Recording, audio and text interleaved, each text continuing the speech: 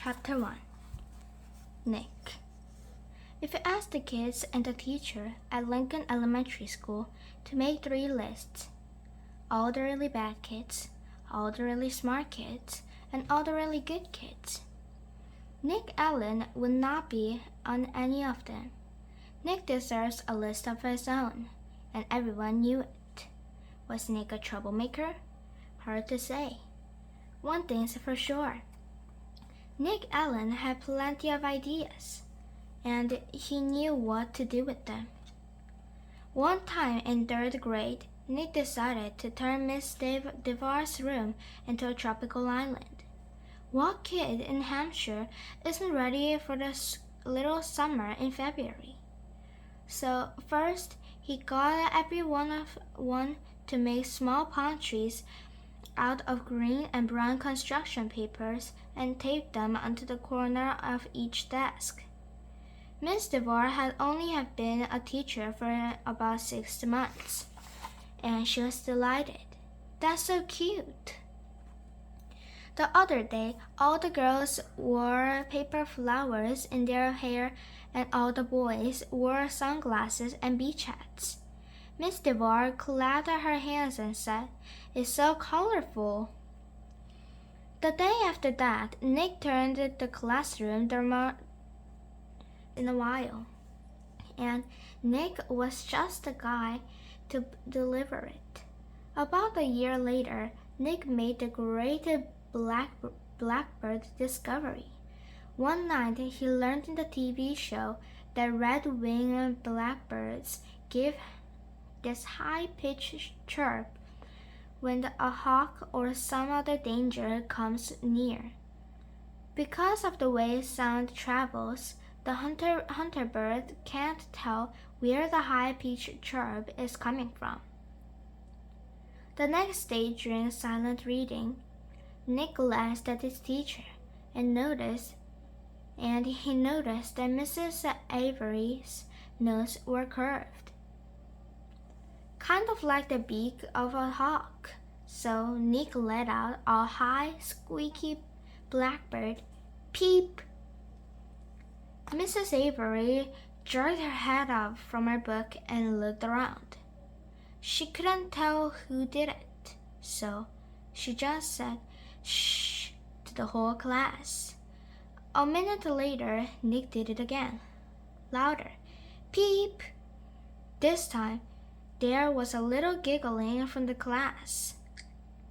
But Mrs. Avery pretended not to hear the sound.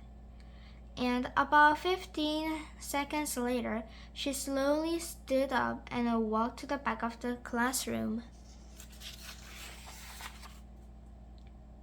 Without taking his eyes off the book, and without it moving at all, Nick put his heart and soul into the highest and most annoying chirp of all.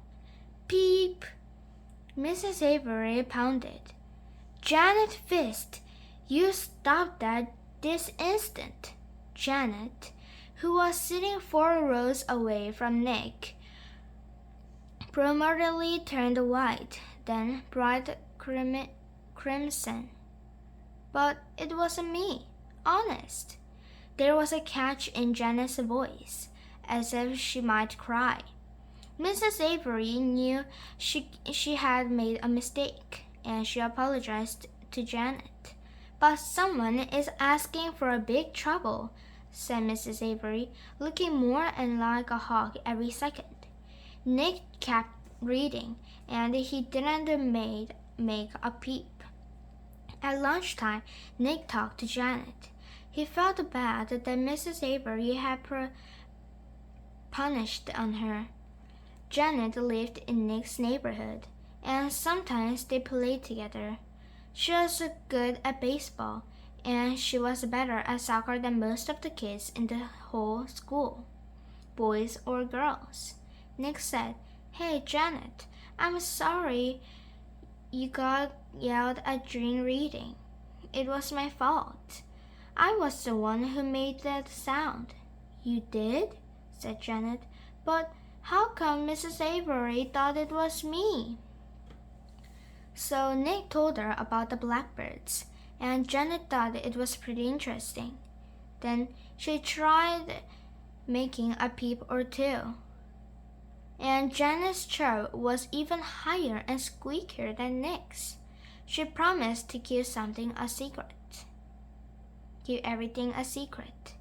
For the rest of Nick's fourth grade year, at least once a week, Mrs. Avery heard a loud peep from somewhere in her classroom. Sometimes it was a high-pitched chirp, and sometimes it's a very high-pitched chirp. Mrs. Avery never figured out who was making that sound, and gradually she trained herself to ignore it. But she still looked like a hawk. To Nick, the whole thing was just one long and successful science experiment. And Janet Frisk enjoyed it too.